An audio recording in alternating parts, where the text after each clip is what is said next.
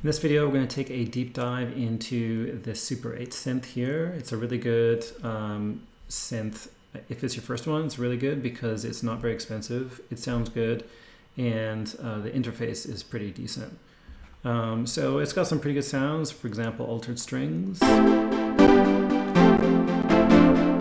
got some good pads. And so it would be cool if we understood, okay, how do people make these sounds with this synth? And so the first thing we're going to look at is the oscillator section right here. And the way I like to explain it for people who are guitar players is sort of like the pickup switch. So for example, my guitar has 5 pickup positions, and that changes the sound, and I would play differently based on the pickups. And so that's kind of what this is. We're defining what the base of the sound is going to be before we do all this other stuff. So first of all, let's focus on the first oscillator. You have 2 of them in this synth, so 2 voices. And this would mean we're bringing in both of them as equal amount. And if we turn this all the way over to here, that means we're only taking this one. So let's focus on this one first. And we can see that we got nothing right now.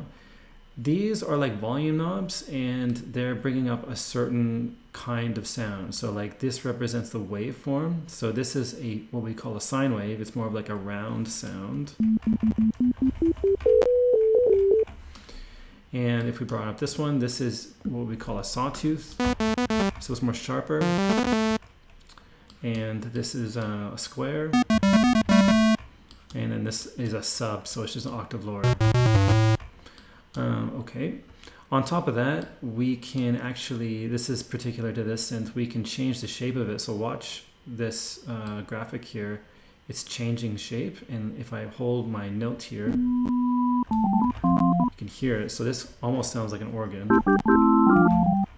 And then we can change that. Now it's kind of cool if we could have this do like this kind of movement. Obviously I don't want to have my mouse going like this because I want to have my hands on my keyboard. So what we can do is bring up a number here to automatically make that go. And we'll talk about mods in a later video, but if I just slow this down, we can see that it's automatically moving between those shapes. So this would be similar for this guy as well.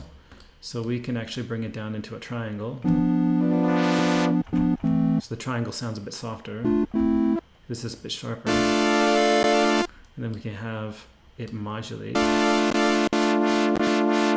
like that. So anyway, and then this one, the way that works is we're just changing the shape of the box. So, and then we could apply that modulation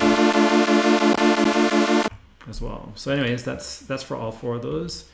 Basically what we can do is just kind of bring in a mixture of each kind of wave. So if we want the round sound to be the most prominent, we can bring that up. And anyway, so it's like, it's like baking, you're just mixing things together. The other thing you can do is you can switch this one out for a noise. You might be wondering why in the world would anybody want that? That's like really good for like percussion sounds, or if you just want to add a bit of like sometimes you'll add just a little bit of it to give the sound a little bit more impact. So the noise is no note. There's no tone there, but like it's just a little bit of it, and then we have our tones coming in from here. So anyways, you have another oscillator that has all the same options. So you could have one configuration here and a completely different configuration here. We could set this to a different note. So this could be like an octave higher. And there we go. And the last thing about this, I don't really use this too often, but there's this thing called FM.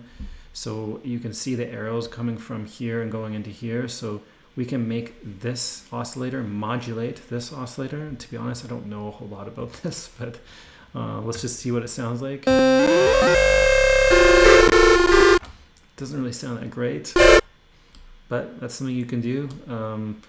It's apparently really good for percussion or atonal sort of stuff. If we press the sync button, then it's going to sync up the phase, which again, I really don't know the actual use for it. So, I mean, you don't really need to know the use of it. If you use this thing and you can think of a reason to use it, then go ahead. I don't know why I would ever use that. So there you go. So that's the bass. That is the beginning of a sound. After this section, we're going to go into other things that are going to make our sound a little bit more useful. Right now, our sound does not sound good at all, but this is just the beginning, the base of a sound. And then, we'll go into other things to make it sound more like those initial patches.